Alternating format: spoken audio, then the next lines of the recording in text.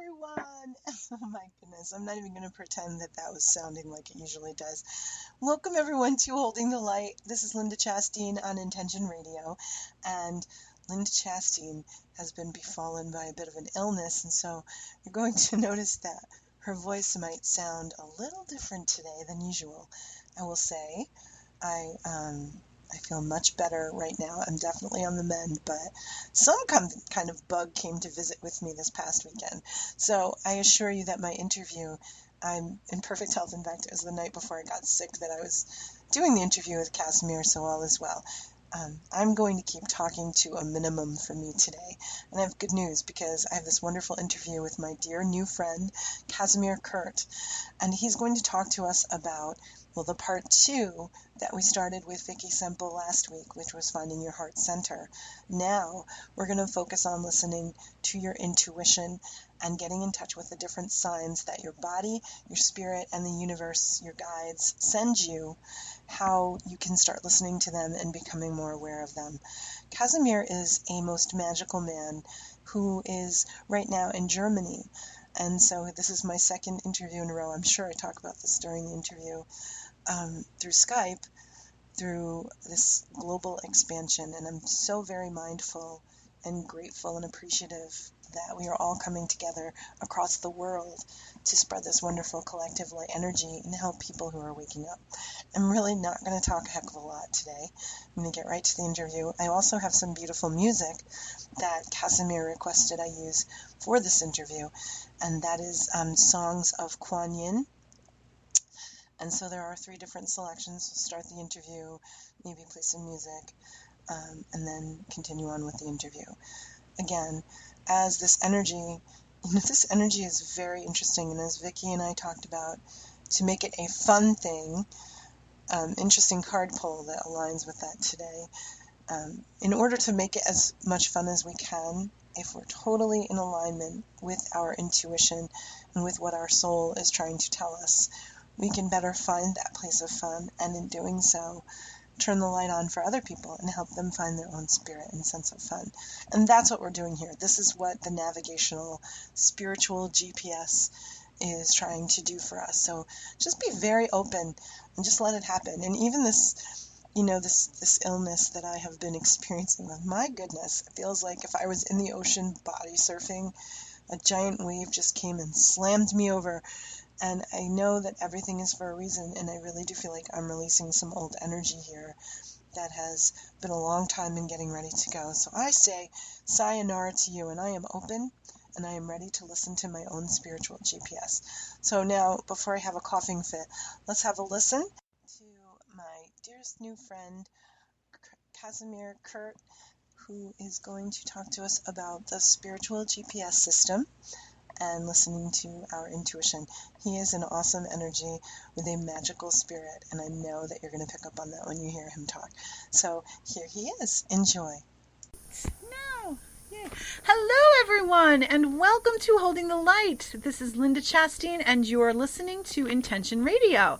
Now, today's guest is a most wonderful and magical man named Kasimir Kurt. Kasimir, welcome. Yay. Hey. Hey. Tell our studio audience a nice big hello and why you're here.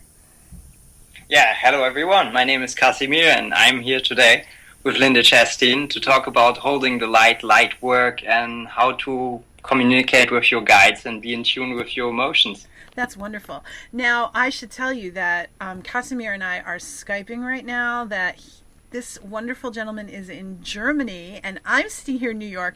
And Kasimir, I don't even know if you know this, but last week's interview I did with Vicky Elizabeth Semple, who is in the United Kingdom. So we're really getting global here on Holding the Light, 2 weeks in a row, which is very cool. So that's amazing. I love the UK. Yeah, and I just really, what it made me realize, and I spoke to a lady that I'm going to be interviewing, Elizabeth McLeod. She's very magical. She's in Canada, so I really do feel like this whole light movement is really becoming an international effort. I think we were all doing our thing and holding our light in our respective countries, but now we're starting to connect with each other and hold the light together, which is really, really cool. Definitely, there's a global movement going on. Yeah, I feel it. So, last week's show was part one of your. I'm calling it the spiritual GPS system. So, like our navigational system. And so, last week we really focused on finding your heart center. And so, Kasimir today is here to talk to us about the other ways. In addition to that, I'm sure he'll talk about that too. But the other ways that he uses with his energy to get in touch with our intuition and to really manage our energy through what can be some very interesting energy times, especially now with everything. Everything's really getting a little interesting out there, isn't it, Kasimir? Oh yes, especially today. The energy out here is quite interesting today. Yes, I agree. I feel it. So why don't you start by telling us about yourself, about your gift and your method of light holdery? Oh, I don't even know where to start. Should I start from all the beginning when I came in? Well, you can. It can go any way that you want. It can. I always ask about when you first started to realize you were a light holder, what it felt like. But I really want you to tell everyone what your specialty is first. Oh, my specialty. Yeah, Basically, I come in with my abilities, and I come in as an energy empath. And what that means is basically that I absorb people's energy, most likely the denser energies, and transmute them through my body and also their emotions. And it's very interesting because it took me a long time to fully realize that. And so everywhere where I go, I feel the energy of the place, of the situations, of the objects, of the people, and I see and feel their thoughts. So basically my world is all colorful and all full of a lot of things and energies. And with the time, I learned to use those abilities to actually consciously choose what to take in and what to transmute and what to, let's say, keep outside and just let be. Yeah, it sounds like I'm talking to the perfect person because that's really something. As you open yourself up, you do become more absorbent of energies. Don't you think? I mean, to be an empath is a really, I don't know, you must absorb a lot of energy, huh? Oh yes, you do, and especially when you're an energy empath, because there are different categories of empaths. Okay, so how did you discover? I mean, this is a very, very fascinating. I'm so glad, and it's the perfect show to do after the show with Vicky about the heart center. Now to talk about the energies that we are in control of, but I think a lot of people don't feel like they are. So, how did you begin this path? How did you first encounter the energies and things? Oh, it started when I was born, actually. I have a very good memory of the moment I was born and all those months afterwards. And I had my guide being around me all the time and talking with me. And it was a very beautiful and loving time. And then just before school, they had a little meeting with me and they were saying, okay, now you're going to pretend to be a little bit more normal. And just go through the school system and we'll be a little bit more distant with you. We'll still be there, but at some point you might even forget that we are there and then we might have a little bit of a more difficult time to get back to you. And it exactly happened just as they told me.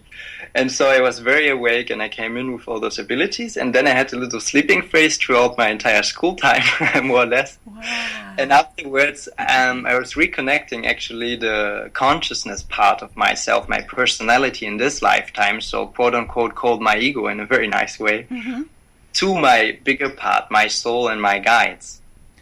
Oh my goodness. So wait, that's a lot that you just said there. You remember being born? Oh, yes. Did it hurt? It was quite painful because I was born through a C-section and somebody was sticking a needle in my head. Oh dear, that's not good. That was quite a trauma, but the actual trauma of my birth didn't start there. It started even before getting myself out. I almost killed myself before my birth. Oh, how'd you do that? Yes, because I almost strangled myself inside of my mother's womb. Because I had a lot of energy inside of myself, and my guides were talking even to me in my mother's womb. And so I'm the manifestor, the creator type, but also the empath type. And so my being, which is very, very soft and open, had so much resistance towards this natural plane, even that I had chosen to be here, once it connected to the ego personality in the mother's womb, which existed by then, made me kind of resist life so much that I almost killed myself. Wow. And so my life started in a very, very, let's say, traumatizing way, Yeah, I should say. Go ahead. Which I digested quite well, actually, because I wasn't traumatized. No, please. Yeah. Okay. So then the other question I have for you, well, maybe you were maybe you didn't want to be born because you knew all the energy that was going to be floating around on this earth in this particular lifetime. No, that was the reason. Yeah. That was my personality, which was kind of like having a little argument with my soul. Mm-hmm. Well, so then the other thing that you said that kind of caught me was the part about your guides telling you that when you go into school you had to act normal. What's that? Yeah. What does that mean? Well, they didn't actually say, and they didn't say to act normally, but they were like... Okay, I'm recording again. All right, so we had a little Skype turbulence there. All right, as I was just saying, we were encountering a little Skype interference, and I really do feel like this is a capturable moment because we got disconnected. But Kasimir, why don't you tell everyone what you think the reason is for our Skype problem? Well, my energy gets so high when I'm in excitement and remembering those moments where I talked with my guides back in the days, that my energy gets that high if I don't limit my joy, that it interferes with technology, even that normally my energy is quite gentle with technology. I love that. I think this is a really awesome interview, and I can feel the positive, wonderful energy about it. And look, wait, now my dogs are barking. So to me, that's a validation. Remember what I told you, the dogs always bark at key moments, so wait. Okay. All right, so through all of this mayhem that seems to be cropping up, it's all okay. We're all still here. And Kasimir is going to tell us now what your guides meant when you started school about acting like everybody else. Is that what you said instead of acting normal, as I said? Okay. They basically told me that I could be myself, open and vulnerable, but that I shouldn't channel any intellectual knowledge for my exams and stuff. Mm-hmm. So that I could be myself and just be open and receive their energy, but more on a subconscious level, and just express their energy that they can learn from me, quote unquote, so to speak. But without involving the ego, so my personality too much in my abilities, so that there's no pride and no nothing during those, let's say, young school years, and that it's more undercover, so to speak. Right, okay. And so you said during school, your school years, that was like a sleeping period? That you really were? It was from the mind space, a sleeping period. Energy-wise, I was always there, and it was a somewhat difficult time because very often after I made this agreement, I forgot somewhat the conscious connection with my guides. But I was still in the energy empathic mode, so I was feeling all those people fears and anger and everything, so I often went to school by the subway. And I was wondering all those years why I was feeling so much fear and pain and anger. And I was just asking, is there something wrong with me? And so it was quite a challenging time. But I signed up for this experience when I came here. I wanted to have a quite intense ride on this planet, let's say a quite intense roller coaster ride. Yeah, that is very intense, especially if you couldn't send your guides with you. That must have been a very, very and you had place. Well, I had no rational connection, no explanation of those feelings. Yeah. Since I had this agreement to forget for a little while. I also want to say too, I think it's also important that I have, and I'm sure you do too, there are little kids in my world, like I have a nephew and I have nieces and things, and they're so sensitive, and I really feel like that they're in a different energy place, because of all of the energy changes, and I just really feel like to nurture that and to let them know what's going on, which I'm really mindful of doing, is so important for this up-and-coming generation so they don't feel scared about the things they're feeling. Oh yes, definitely it is, but my guides just told me something about those beings with which I completely agree.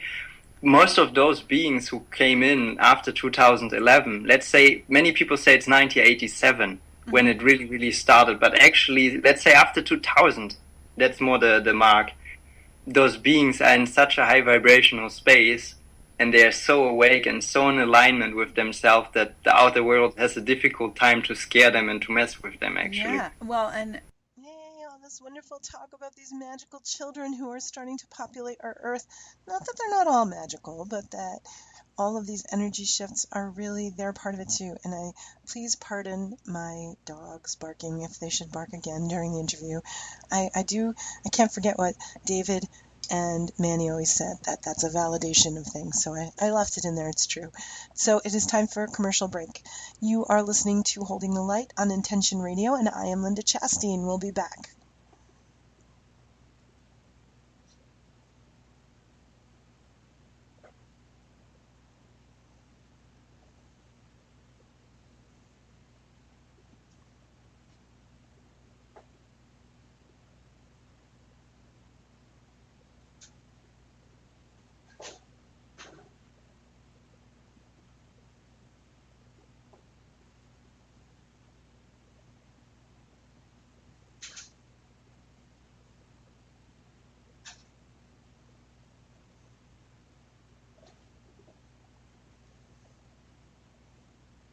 Okay, everyone, let's get right back to my interview with Kasimir Kurt. You are listening to Holding the Light on Intention Radio, and I'm Linda Chasteen. Here we go. And the other thing is they're not understood because we have so many people who aren't awake and, aren't vibing necessarily on, I don't know. I just feel like they're very absorbent and they're in a different, which I love. I think they're great. Our world is going to be in a great place when they're my age, leading everything along with their wonderful energy. So. Oh yeah, definitely. But there's something many people don't realize quite right now is that those beings, there's always a conscious part of transmission of light frequency, but also a subconscious part. And those beings, mainly by just being themselves, they transmit the frequency in the subconscious mind of all the people they encounter and they spend time with, so that the subconscious slowly changes the conscious mind of the people around them. And that's how the shift even shifts faster. Yeah, that's awesome. But we don't have that, do we? We old people who are just learning now to to transmit the light. Actually not. We are doing both at the same time. Sometimes our conscious has difficulties, or let's say it's quite challenged to catch up with our subconscious. Oftentimes I go in the subway or in the train, and the first people who notice me are those little beings, which are like 1 or 3 years old. And start looking. And then I look at them, and we sometimes have telepathic communications, and they're very beautiful beings. Yes, I agree. I can definitely feel that too. So when did you wake up again? So you went through school, and you couldn't understand these emotions that you were absorbing, and then what brought you back to your spiritual place? Oh, I went through a big part of resistance and rebellion, almost like the indigo lifestyle. We say like crystals come here to even out the waves of the indigos. So I was also somewhat living an indigo lifestyle during puberty. And basically when I died with 16, just before I died, I was very, very much into yoga and meditation and chanting. And I was living 10 years in the desert, so that was also ideal place to pick up on subconscious vibrations, because the people there really lower live in their hearts. They don't necessarily have an intellectual concept of God and universe and spirituality, but they live it deeply inside of their hearts. The desert is especially serene and pure. Pure is a kind of, carefully to use word here, but a very close to nature, beautiful place with not so much interference. May they be electronic or light or some thought patterns which are not so beneficial. So actually I also picked subconsciously on that one, and basically I was doing so much breath work and yoga and playing with sexual alchemy back in the days that actually my soul kicked myself out of my body. Sally, you mean, what does that mean? Well, basically my soul went out of my body, and then I had a little conversation with my guides, and my guides were like, okay, it's time for you to leave right now. You experience what you want to experience right here now. It's your choice if you want to come back, but we advise you to go. And I was like, no, I don't really want to leave, and my mother will miss me. And it was very surprising. My soul had a personality, and the personality of my soul was very different from the personality I knew as I, for example. How old were you when that happened? 16. Zowie. Okay, yeah, you said that. And so after that, what changes did you see? Oh, a lot. I wasn't the same person anymore. But I also have to say I did a lot of yoga and opening, for example, 2 hours in the morning and 2 hours in the evening. So I was really, really, really seeking to get a connection back. And then I had my guides telling me that it's quite an interesting path. So I had the very first slow connection before that happened, but as that happened, I was fully awake, and as I did choose to come back into my body, which was a kind of drastic transition from a non-living body. When the soul re-enters, the soul actually has the last decision to make your body will live again, and that happened with me. And after that one, somebody told me something like a few months or a year later, and this describes pretty well the situation in which I was in. He said he has forgotten himself. And that's true somehow. I wasn't anymore the I was before, because the I somewhat died, but didn't die. Let's say, I like to put it that way, that my personality, which is talking right now, is more connected to my soul than before. And I see my soul as the accumulations of all my lives, like the millions and millions of lives I had, as an overall database of personality and experience of myself, got more merged with my quote-unquote egoic personality. And so a big part of my ego died, and many channels were opened, especially the heart chakra, when I went back into my body.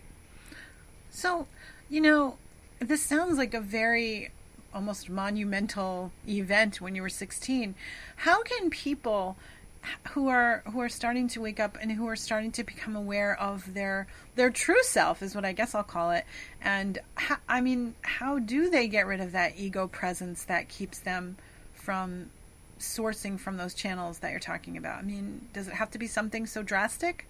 Oh, no, not at all. Actually, I want to make a little compliment for the ego of everybody. Actually, the ego is not your enemy. The ego is your friend. And the ego is very funny and clever those days, because it's the ego who wants to seek enlightenment and get rid of the ego and find the soul. And that's actually in itself a pretty funny situation, isn't it? Yeah, I never thought of it that way. And the ego does So, yeah, there's nothing wrong with it. And the more you clear the waves of the ocean, the more the intuition and the guides, which are always present with everybody has their internal self, their soul, and their guides. Even if there are little distinctions between energy bodies, non-local consciousness, and souls, but we will get into that another one. Okay. And so basically, the more you clear your mind, and the closer you get to single thought and non-thought, which is achieved through meditation, to creative writing, to painting, to joy in general, in moments in bliss. And bliss is something that many people of us experience. The thought process slows down and sometimes even stops.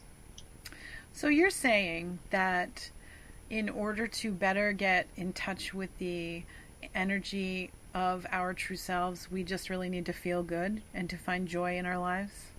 That's one way. That's a way which is commonly practiced by just being, living, and having fun, surfing or swimming or cycling. Or for some people it might be jumping out of an airplane. For other people it might be reading a book. So it's very individual. And of course meditation greatly helps, and everything that clears the mind or quiets the mind. And food choices also have a great impact on that one, because we are in the third dimension as physical beings. Let's say coffee is more like a dissonant vibration. So in some cases it can help, but in other cases it's just keeping our mind going. Kasimir, you seem to have picked the one thing that is my weakness, because when I drink coffee, it makes me so happy. It fills me with joy. So doesn't that mean that it does good things for me? Definitely, and I can agree with that one, but I also can share something about this deeper insight. Okay. And my next video is going to be how to stop drinking coffee and enjoying it. Oh. Because, such words!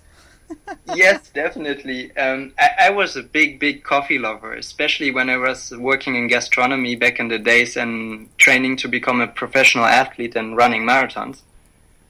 And so coffee is quite an interesting thing, because even if it's a dissonant vibration, it can amp up your psychic abilities and bring you actually more in tune with your higher self. Yeah. So it really depends where the person is and how the situation is, the circumstances, the food choices the person makes, and the daily schedule the person has.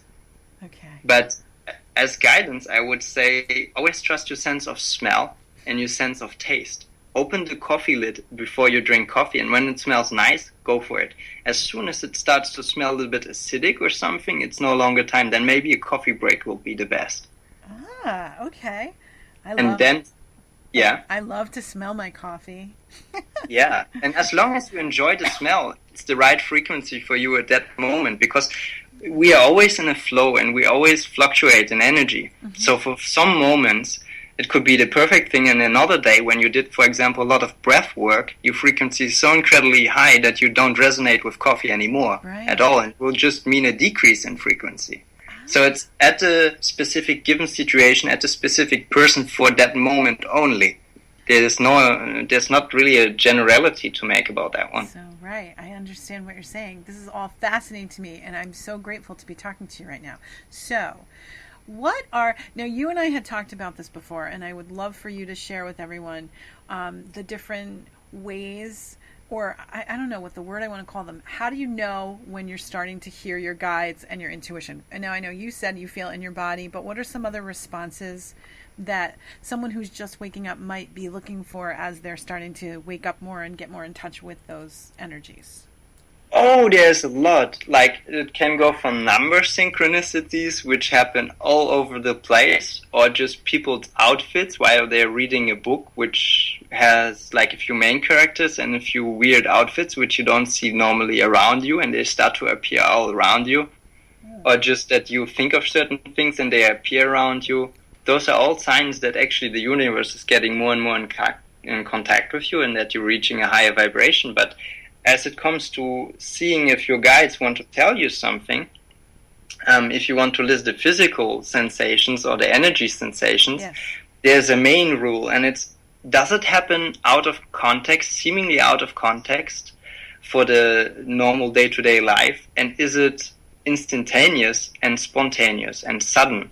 Mm-hmm. For example, when you're thinking about a certain action and you're having a sudden physical sensation which makes no sense for normal physiological situations. For example, a sore throat. You don't have a cold, you're not even close to getting a cold, and all of a sudden you want to take a phone call and you feel like your throat's tensing up, very tense, and then you just decide to not take that phone call and you're feeling amazing again. So that's one way of seeing if it's really something from the universe, from your guides, or from your inner self. Well, this is very interesting that you should say that, because I have to be very honest now. You know that I'm a teacher. I teach high school, so I'm with my students all day. And everybody is getting colds. Oh, see, the dogs are barking again. Dang it. Hold on, I'm going to pause this. Yeah. So, continuing on after the dogs have stopped barking, I am now recording again. So, everybody's getting colds, everybody's getting sick. Today, for the very first time, my throat doesn't hurt anything, but I have this little cough, this little niggling cough that just popped up out of nowhere. And so I could say to myself, oh, I'm catching everybody's cold, but it doesn't feel like that at all. And then I thought, well, that's not good, because I'm going to be interviewing Kasimir today, so why am I getting this little cough? What do you think? Well, that's actually a very common sign, and it means that somebody is thinking a quite loud thought, which the person isn't expressing towards yourself. So when you feel this coughing sensation, and you literally start physically to cough out of nowhere, means that the other person is most likely thinking something of a denser energy quality and not expressing it to yourself. Oh, you mean I'm thinking denser energy and not expressing it? No, the person. Person who makes you cough. It's actually a thought pattern from another person. Oh. Which manifests through your vocal cords and your body. That's very fascinating. Okay. All right, because I was like, well, what does that mean? Does that mean I'm not supposed to do this interview? But no, it doesn't sound like that. It just sounds like and I haven't been coughing since you and I have been talking, but there's this little silly cough that popped up today. So that's all. I just wanted to know what you thought. No, that's especially happening since, let's say, winter last year, more and more, since we crossed the threshold and being more and more open. Mm-hmm. So we are going to see more and more of those openings, and I would say passing the normally known borders of physical existence. We will merge more and more into each other with our beingness and our thoughts, and at one point we will even see and hear each other's thoughts. Wow, that's awesome. When do you suppose that's going to happen? I can actually not give you a linear timeline on that one, but maybe 2 to 3 years. For me already, it's already happening with my friends and people around me. That's it for right now. We will be back. You are listening to Holding the Light on Intention Radio, and I'm Linda Chasteen. Okay, ladies and gentlemen, time for our next commercial break. We will be right back on Holding the Light on Intention Radio, and I'm Linda Chasteen.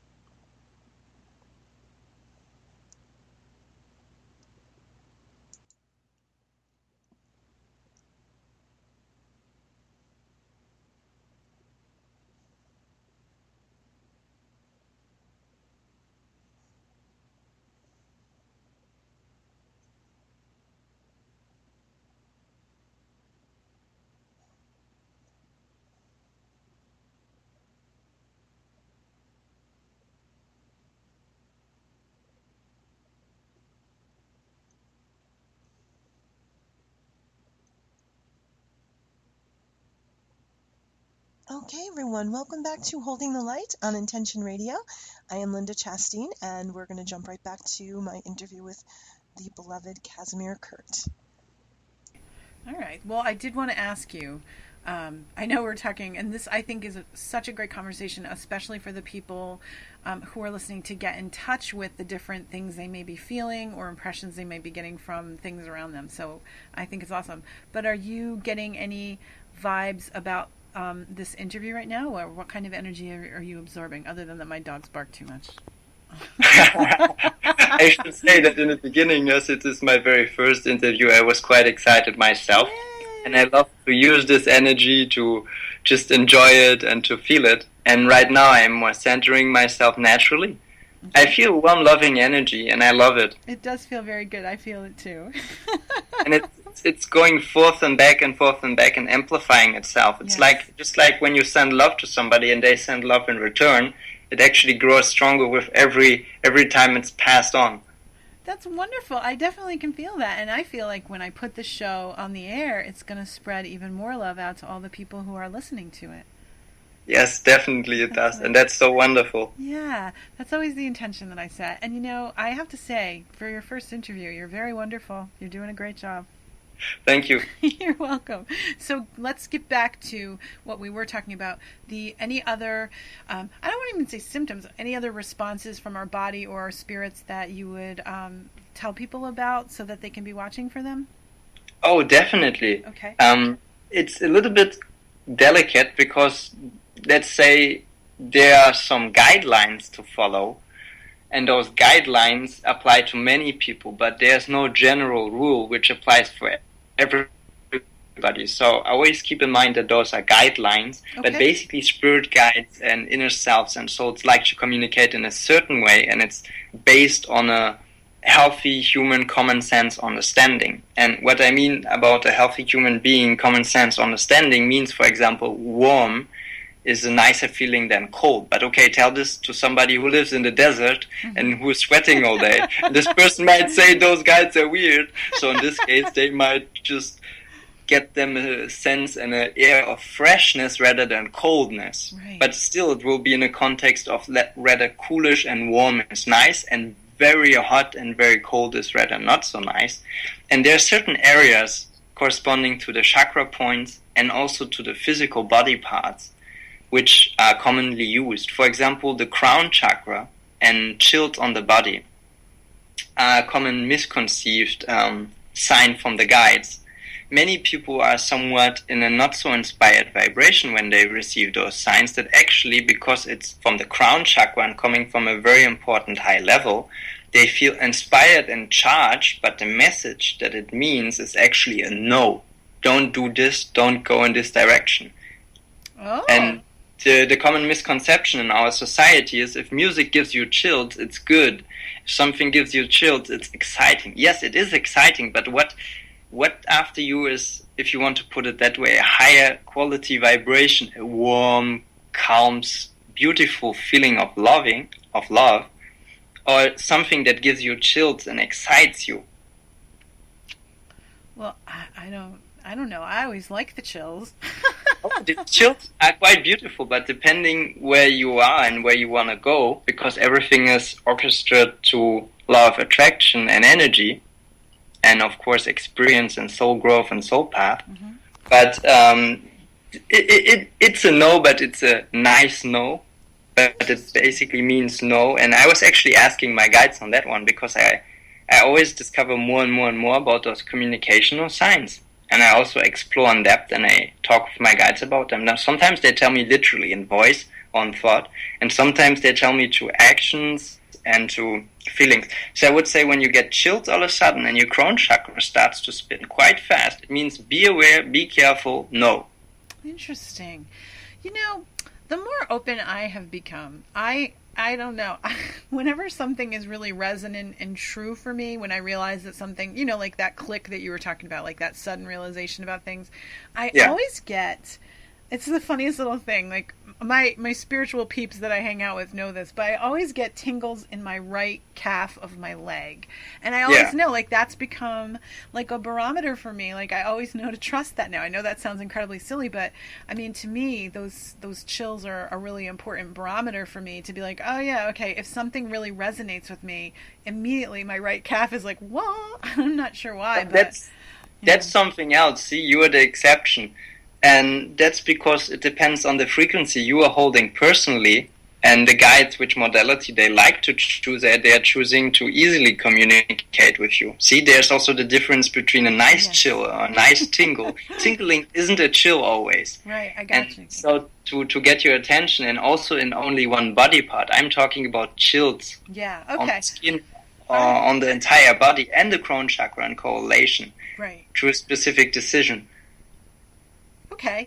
And so I think you're also proving quite beautifully that everybody has to get in touch with their own specific responses and get to know them. Definitely. So, yeah. That's why I was telling that there are like some common rules. Let's say 80 people out of 100 will have those. But let's say the crown level is already quite high. So not many people are getting the crown chakra and the chills. But there are more like commonly used signs. For example, the throat. It's a very commonly and let's say often used venue for guides. So when you feel like a tense throat all of a sudden or just a tense feeling, it means rather not this experience is not going to be so nice. Mm-hmm. And it can in some cases also mean your own resistance. So there's a fine line between your own resistance, which you want to explore in shadow work, or just feel and transmute through the feeling, and the sign of your guides. But the key is here some experience. Mm-hmm. Just journal down your experiences and see what's happening, and with just within a few days or weeks, you get a clue how your guides communicate with you. And also ask them questions, and they will show you synchronicities and they will show you signs. And for example, another sign of no is a sudden heart racing. When your heart starts, people would call it somewhat of a panic attack, but it's more controllable than a panic attack. That's also not a no. So sudden heart racing and shakiness and coldness and nervousness. Okay. In rare situations, it's also shaking out of some old shadow aspects and trauma, but very often it's just a no. And everything that means yes, basically, is a warm, loving feeling, let's say a nice energy, sometimes even a nice chill, and sometimes a coolish energy could also be a very good positive sign. Okay. Awesome. Or warm faith. Yeah, so basically, there you have it, like warm and nice feelings. Sign very good, go for it, that's amazing. And signs that are more constricting and cool or very hot are more like rather not or no. But it's also based on free will, so no matter what kind of signs you get, you always can choose. Right, and that's also so important because it speaks to the word that comes to my mind is empowerment and control, but not in a bad way. Control of our own selves, like the ability to not be a victim, to be able to say, okay, I'm having this response, but now I know enough about my energy that I can modify my response based on my energy work. Yeah, so. Definitely. But there's also like a fine line because ultimately, and what is most of the time the case, your guides have the highest interest of your soul and your highest well-being in mind. Mm-hmm. There's also a fine line between what you really want to experience and what your soul came here to experience and needs, quote-unquote, to experience. But most of the time when your guides have an opinion about something, it's going to put you in even nicer conditions than you could have imagined. Right. Yeah, that's great, and that can help too with the fear response. When you start to feel fearful, to understand that you're on your way to a different understanding of a situation or something. Oh, So, definitely. And yeah, actually, that it's not your fault or you being nervous, but rather you already being there, that your guides can tell you that this is not going to be so good in a few months or in a year or in hmm, something. So rather than just trusting the universe, there's a big part about trusting and letting go and yes, really experiencing the love and the beauty you're receiving. Because actually, you can imagine it like somebody in a valley, which cannot see through the entire valley, and your higher self actually looking from the bird's eye perspective and telling you, they actually, the road is blocked, better move that way. right, right. That's wonderful. Now, so do you have any specific messages or things you want to say to the audience who's listening right now to this interview? I Oh, mean, definitely. so I mean, if is there anything that's coming through to you that you would want to share with them about this whole process and this whole experience? Oh, yeah. All right, go ahead then. Do it. So first of all, you're loved. And if you want to simplify it out there, there's only love. And we are in the third dimension here, so things are polarized and condensed. But basically, you can never lose the bigger part of you. It's almost a matrix-like, a holographic-like experience. And the most intimate part of you is your soul. And you will never lose that one. And that one will never be touched, and you don't need to purify your soul. And when I hear about soul retrieval and purification of the soul, I just say, no, that's the body and the past energies and the family lineages and the energy bodies, but never the soul. Your soul is pure, and the universe and God loves you. Wonderful. And everybody has this soul that nothing can touch, and everyone is loved, and everyone has guides. I think that's such a great message for everyone. Definitely. And you can feel them at all times. If you open yourself up. Huh. If you only ask and you go within. Okay. Now, I really am so glad, and I want to invite you to come back and talk to me again on Holding the Light, if you would be willing to do so. Would you? Definitely. Yay! Okay, so now tell everyone all the different wonderful ways that they can reach out to you. I know you have a lot of different things going on, so why don't you share that with them now? Yeah, okay, so basically I'm on YouTube, I'm on Facebook, and you can also reach me through my website. And my name is Kasimir Kurt on Facebook and also on YouTube, and my website is kasimir'slightworks.com. Okay, and what can we find on YouTube and the website? What are some of the features? I just lost you for a second, but I understood what are some of the features. Yeah, So what's going on your basically, website? I make inspirational videos in which I share some of my teachings and my insights based on the vibration outside in the world and inside of the people and common vibrations. So there is a video every week to every 3 weeks. And I also write little blogs on my website and on my Facebook side. Okay. And so those are short videos to feel a frequency. My videos are also working on a subconscious level to attune people to a certain frequency, depending on the video. And I always mention those frequencies, so they're not hidden anyways. And there's also an intellectual part to them, which they can listen to and practice. Okay, so I would encourage everyone to go check both the YouTube channel and the website out. And now, do you do energy work with people? Yes, I do energy work and I do intuitive Skype sessions in which I actually help people to really connect to their guides and to speed up their growth process, that they actually can do all those things quite easily. So I do that through energy work, which is a very fast way, and it unfolds very gently throughout months. And the intuitive Skype session, it's, let's say, to have a quick look behind the curtain, if you want to put it that way. Yeah, that's a good way to put it. I love that. So great. So if somebody was interested in doing some intuitive work with you, they could just reach out to you. Yes? Definitely. Okay. All right. Well, Kasimir, I'm so glad that we got to sit and talk, and I can tell there are at least 3 other things that I still want to talk to you about. So I'm very much looking forward to the next time we can sit and chat. Yeah, my pleasure. Anytime. Okay, very good. So, everyone, this was Kasimir Kurt, and he will definitely be coming back, as you heard it here. And And that's all she wrote on her interview with Kasimir Kurt. Thank you so much, Kasimir, for joining me on Holding the Light. And really, truly, you can't appreciate. I interviewed Kasimir on a Thursday.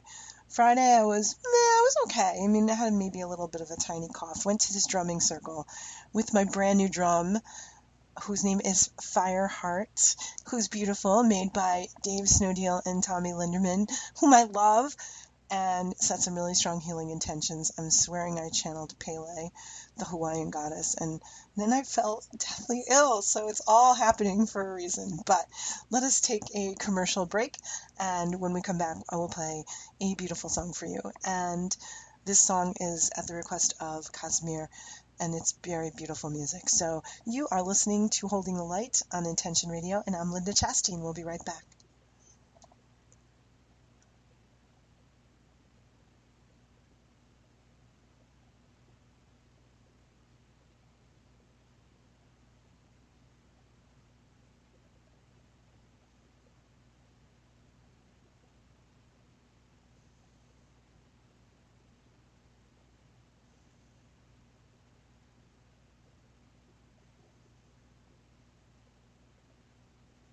Okay, everyone, welcome back to Holding the Light on Intention Radio.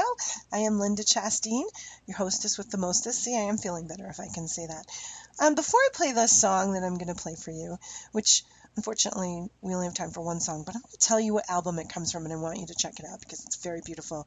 Thank you, Rob. As always, you are legendary in your ability to get the songs that I need. But before I do that, I'm going to do the card pull. I'm doing the Sparks cards, the Sparks Your Passion card with Maria Blon, simply because I spoke to her on the phone today, and she had a really good perspective about my illness. And pulling the card today is a new wonderful neighborhood urchin who has come to hang out with us named Ashley. So thank you, Ashley. The card is Joy. It is the Joy card. And, you know, it's funny because given the way I feel today, to pull this card kind of made me chuckle a little. And it is raining. And it says this: my life can be so scheduled and demanding that there is no place for allowing spontaneity. When was the last time I jumped in puddles in the rain? I allow myself to be silly and joyful today. And the healing is, lay back with my arms in a T, hands facing up for a few breaths. I think I've been doing that a lot lately. And the affirmation is, I embrace spontaneity and joy with an open heart. And so, to me, this is so perfect. Your heart center is open. You're listening to your intuition. You are able to get in touch with your place of joy. And from that place of joy, the spontaneity comes in. And go, open your arms and do something wild and fun and crazy that you might not normally let yourself do. It's all the more reason. Springtime is here and the flowers are blooming to go. Just go and do something just because. Just because. All right, I'm talking too much now. I don't want my voice to leave me. How will I go sing a choir? But I'm going to play a tune for you now. And the tune comes from an album called The Songs of Kuan Yin. And this is at the request of Kasimir, who gave me about 3 different options from the album, and having checked the album out, definitely this one just kind of clicked for me in a very powerful way. It is called Open My Heart. I think it fits with last week, and I think it fits with this week. I'm just going to tell you very quickly about Kuan Yin. She's the goddess of mercy and compassion, and I feel like Kuan Yin is definitely with us as we close out today's show. So this song is very powerful and very moving, and I'm gonna play it for you now, and I just want you to close your eyes, open, and relax to the beauty of this song. So again, it's called Open Your Heart, and it's from the album The Songs of Kuan Yin. And I want to thank you, Kasimir, and I want to thank you, Kuan Yin, because this is some very powerful stuff here, and I feel it very strongly. So let's just go ahead and have a listen.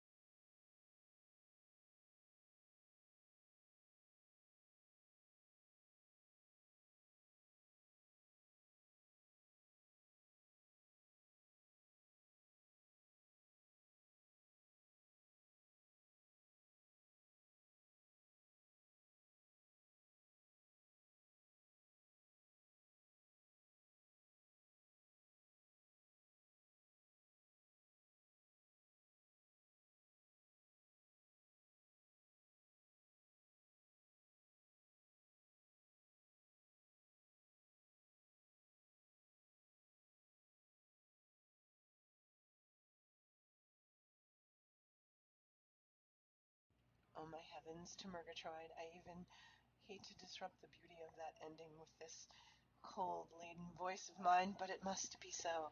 So that brings us to a close for this week's episode of Holding the Light. Thank you so much for joining me and Kasimir and Kuan Yin.